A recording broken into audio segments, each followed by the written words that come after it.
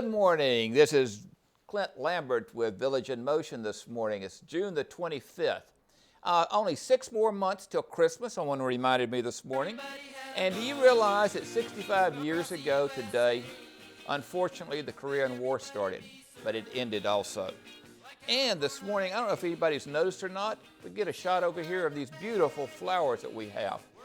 David with Grounds has provided us with these flowers and the late bloomers who put the flowers around for us all the time, and we greatly appreciate it. It's brightened up the day, and especially since I have our executive director with me this morning, and between he and I, at least there's something attractive, right? That's right. We need something to brighten up this day. That's right. Good morning, Ben. Good morning, Dr. Lambert. How are you? Doing well. Good to see you this morning. Nice to see you too. Glad to have you with us.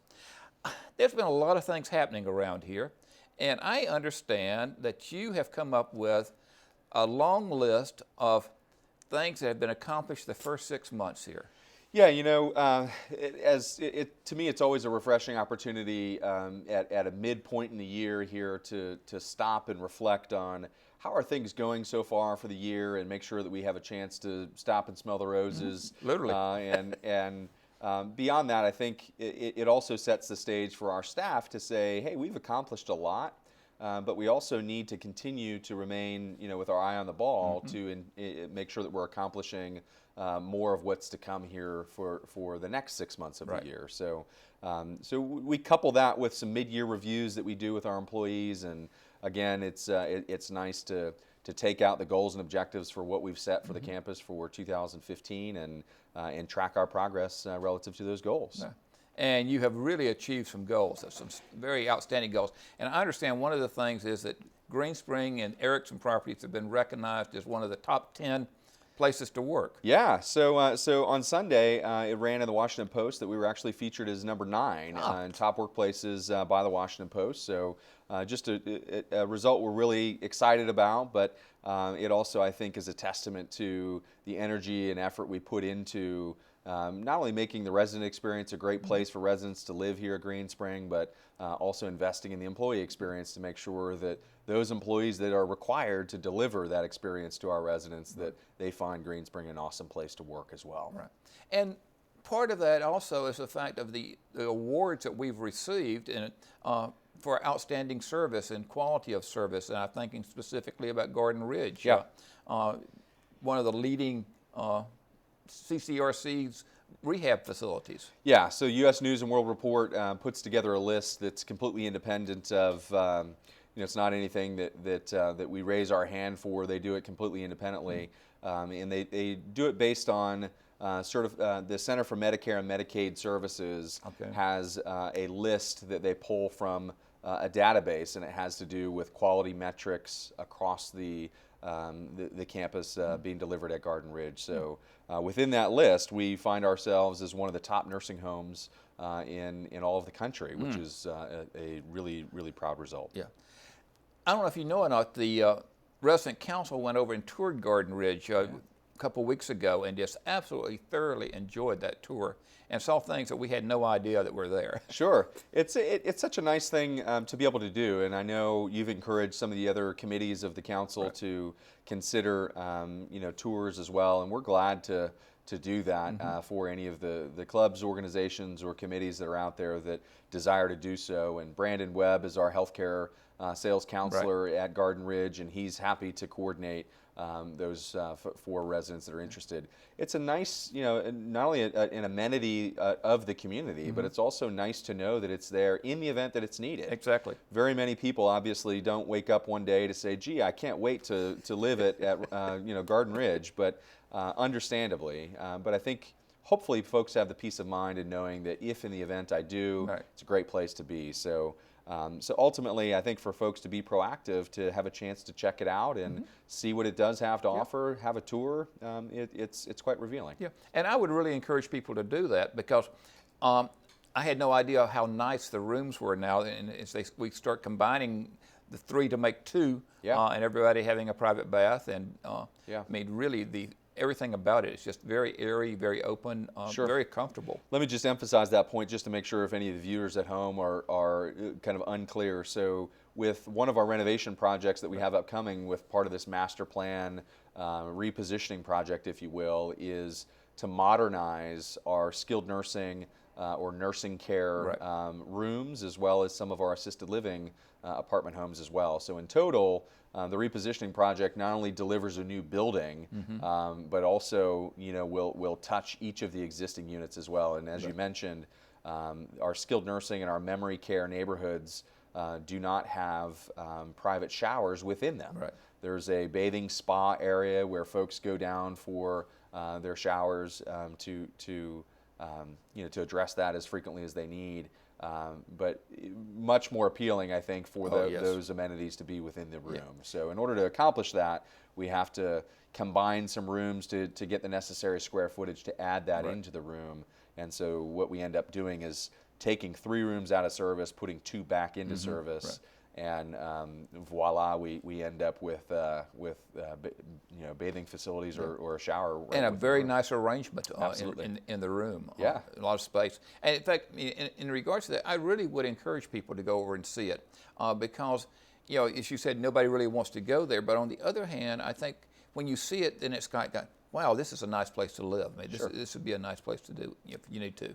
Indeed, it's important, you know, for us to remain competitive, but also to make sure there is some external business that is generated for folks that don't live at Green Spring that benefit from our short-term rehab program, for example, periodically. But we also want to make sure that our residents are having, you know, a great experience should assisted living or memory care or rehab be needed by a resident. We want it to be a great experience. Great. As we're talking about the repositioning, we're planning on now maybe putting shovels to dirt in end of the year. That's our hope, yeah. So we still have, you know, some milestones to complete before we can actually get to that point. One of which is an important one is the board needs to actually sign off on the project. And in fairness to the board, we've had some conceptual conversations with them about what's coming, but the board needs to see the thorough plan kind of laid out so that they can make approval or consider approval of it at that time. So my hope is this summer for us to be able to present that and then gain necessary approvals at that point. So, to prepare for that, we've been doing a level of vetting, not only as the newcomer coming to campus as the executive director to catch up personally to the project, but also to then involve some of the other wider Erickson team members to make sure we're really looking at this as though if this was Erickson Living's money, if we were building this at a new campus, what would we recommend and what would we build?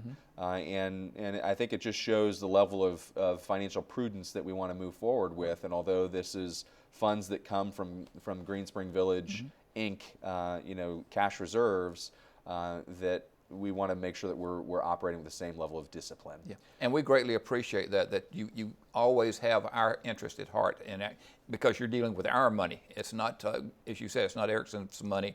It's not the board's money. The board oversees everything, but it's the residents' money. That's right. And naturally, in that, there's multiple options and there's multiple ways to skin the cat, so to speak. And we want to make sure that we're confident in making whatever recommendation we make, but that we've also considered other alternatives. And so I'm vetting some of that right now to make sure that all the alternatives that were considered were fruitful and that we didn't miss anything per se. Very good. I'm sure other residents would like to know also where are we at any point in regards to the town center renovations and repositioning. So frankly, there's a lot yet to do for that, and in specifics, there's some design elements that I think we're making some pretty significant revision on. And as I look at the plans, as we've gone through some additional reviews of those plans, I think that there's some scaling back that would be wise for us to consider. I think that some of the amenity spaces that are planned are redundant and potentially duplicate other offers. And one example of that would be, for example, a bistro within town center. Well, we've got the Fireside, we've got the Potomac Cafe, and so would it be prudent for us to add an additional dining venue space?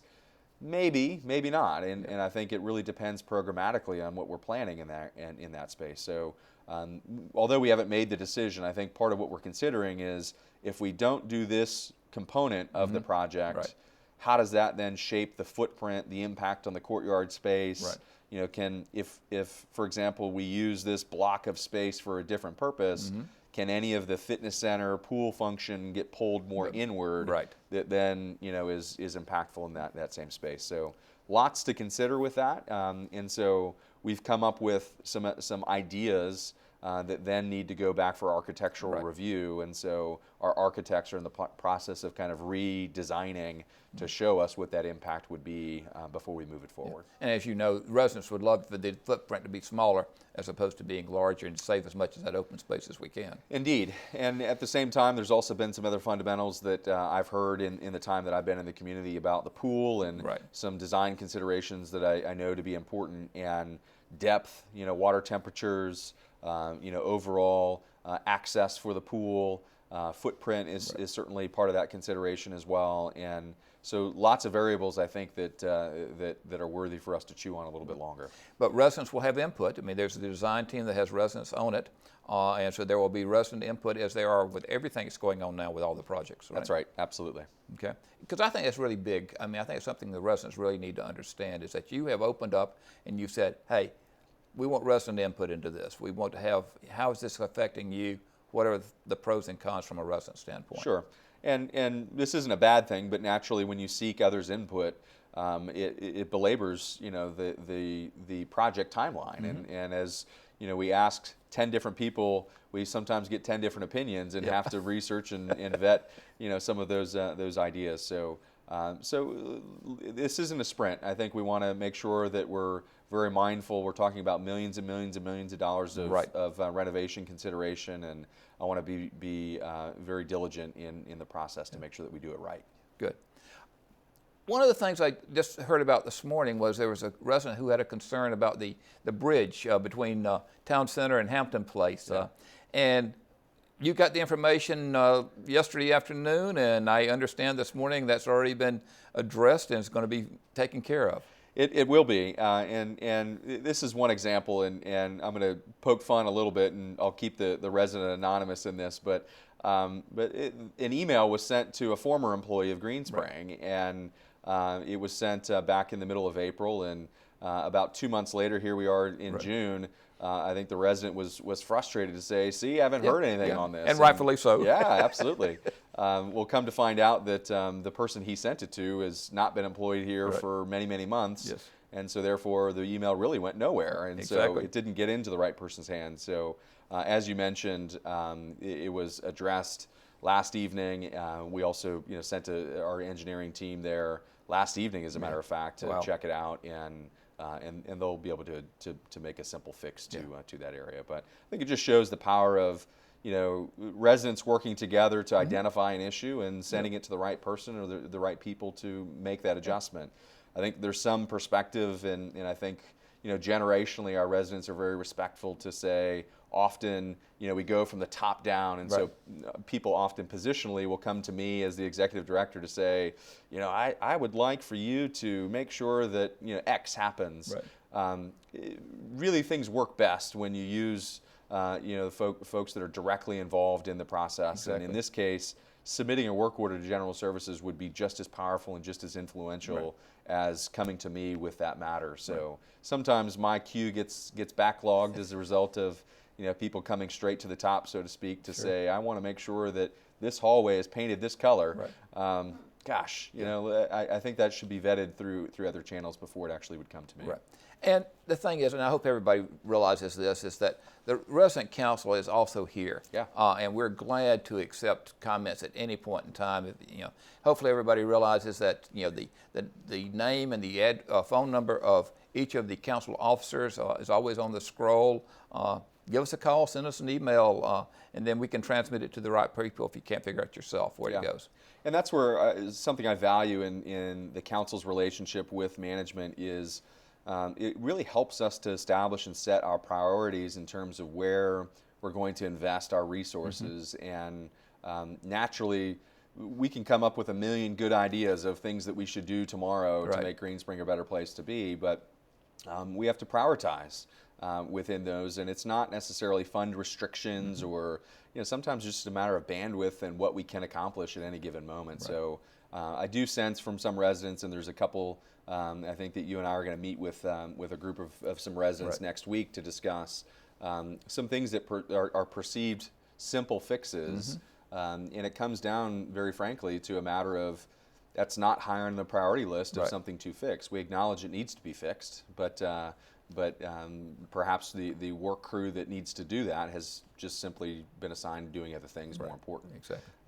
So working and living in community together, I think we just have to juggle some of those priorities at times and make sure we're willing as a management team to come off our schedules for what we thought was the top priority, so that other things that take more pressing importance can be shuffled accordingly. And last but not least, you mentioned the fact of finances and budget and those kinds of things, and I just want everybody to realize now is the time to get your budget request in. That the council has put out a notice, it's on the bulletin boards, it's on the scroll, we talk about it. To get budget requests into the resident council, any council member, between now and the 15th of July, and then the council will review those requests and select which ones go forward, and they'll be going to Ben, and absolutely no later than the 1st of August, that we will have some things going to you. Yeah, the summer is our budget season, so to speak, and so we're preparing for 2016 business plan during the summer, and that will be a significant input for us. And so just to underscore, I think it really also exemplifies, where do we put those priorities, and not to suggest again that funds can't be reallocated in terms of matters of priority, but if they're not budgeted for, it's hard to figure out what priority we put down if not. So it's an important exercise to go through. Very good. Well, we've run out of time. This has been delightful, and I'm so glad to have you with us this morning, Ben. Thank you so very much. I want to just mention one other quick thing that tomorrow we have an employee picnic that's going to be taking place back behind Garden Ridge, and so you might see some festivity that's happening in that general area. We've encouraged staff members, since it will be a picnic style, that blue jeans will be permitted for tomorrow only, but you may see folks dressed a little bit more casually tomorrow to celebrate. And so if we have the smell of barbecue on campus, we'll know where it's coming from. You'll know, and I might even sneak you a piece. Oh, okay. Sounds great. Do appreciate it. But again, thanks for being here. So glad to talk with you this morning. My pleasure. Thank you. And folks, don't go away. We've got